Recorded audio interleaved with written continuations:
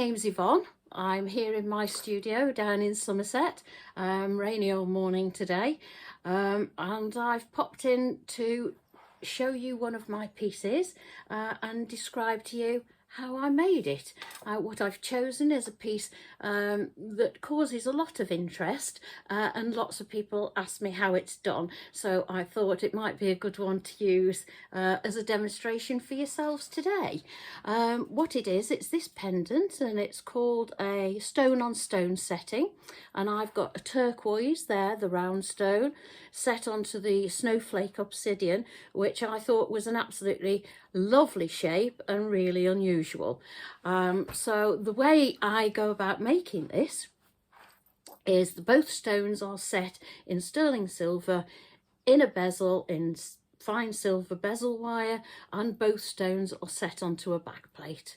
That one is obvious, the little one not so, because I'm not sure you can actually see the back plate, but that is an important part of the technique. So what we do first is make the two bezels, two back plates, solder them on, and that's probably the biggest, no, not the biggest job, no.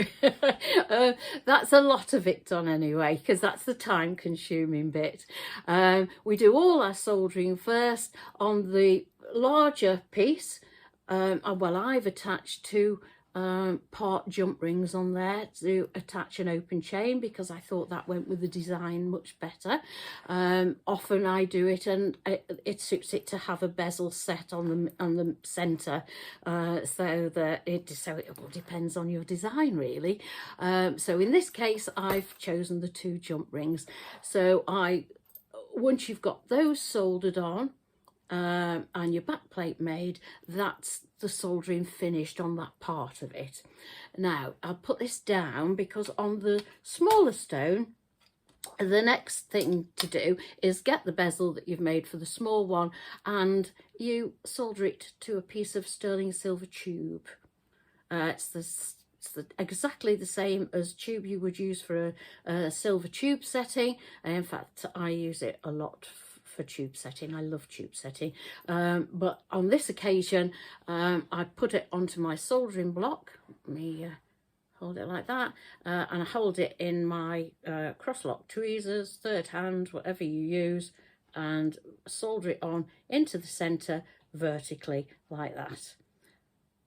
Right, so once that's done, you can then, once it's pickled, and you can give it a bit of a spruce up, shall we say, with a little bit of sanding and polishing, and get it looking nice. So you then end up with that on top, like a lollipop, end up with it on top of your piece of tubing. You can then keep that on for a little while, because it's handy to put on your bench peg and hold your setting to set your stone, which is what you do next. So very early on the stone gets set in that, and you've got that with your stone in it. What you do next, and this is the intriguing bit, someone would say terrifying bit, the next thing you do is you drill a hole in the larger stone that you're going to set the little one on top of.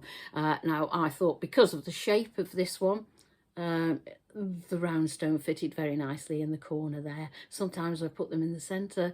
That's more difficult actually, because well, with everything it's difficult to get it dead center, but anyway, it fitted nicely in the corner, so I was lucky there. So the next thing to do, as I say, is drill this stone. What you do is you get a diamond core drill, it's called, and it looks very like, well, obviously shorter, but very like your tubing. It has a hole in the middle. I suppose that's why it's called a core drill, I'm not sure. I'm not an expert on drill bits, I'm afraid. But anyway, you drill into your stone. What I do, I have a little bowl with some water in. I've got my drill press over there, and you drill your stone underwater. So I get my my drill press, my stone underwater.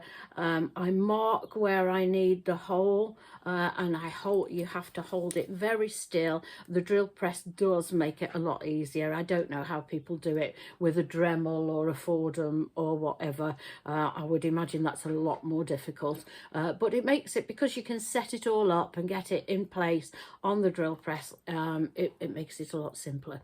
So then you've got a hole, hopefully got a hole without breaking the stone.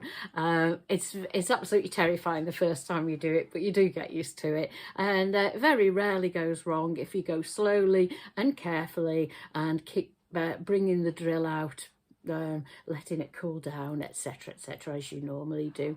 So anyway, so then we end up with a large stone with a hole in it, in the appropriate place, hopefully. You've got your bezel on your tube, so the next, with your stone set in it. So the next thing we do is put that bezel on the tube through that hole. And then there are two things I know how to do it. As I say, there's 1,000,001 things, ways to do things, and I'm sure these are not the only two. But the ones I tend to use, and I use either or sometimes both at the same time. So we pop that through the stone, and we cut off the tube then so that it's level with the bottom of the stone. Then the two things I use, and I do often use both of them, is pop a little bit of 2-part epoxy in the hole, pop that through, and then underneath where your tube comes through the hole, I just get my burnishing tool and work my way around and just flare out the bottom of the tube a little bit, and it just gives a bit of belt and braces to keep make sure the stone's set in place, and it's not going to move. And then the final thing to, one of the most important things to do is, no matter what it says on the tubes of the epoxy resin, leave it for 24 hours.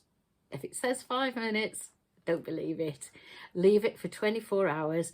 Don't touch it at all, and make sure it's in there safe and sound, because we don't want any accidents with it. So come back to it the next day, go off, enjoy yourself, make something else, or go out into the sunshine if you've got any. But anyway, the next day you come back, it's all set, it's all in one piece apart from your bezel at the back, and you come back and you set that as normal, and as they say, that's all there is to it. I hope you like it. I hope you like the piece I've chosen to explain to you, and I look forward to hearing from you soon. Thank you very much for your time. Cheerio. Bye bye.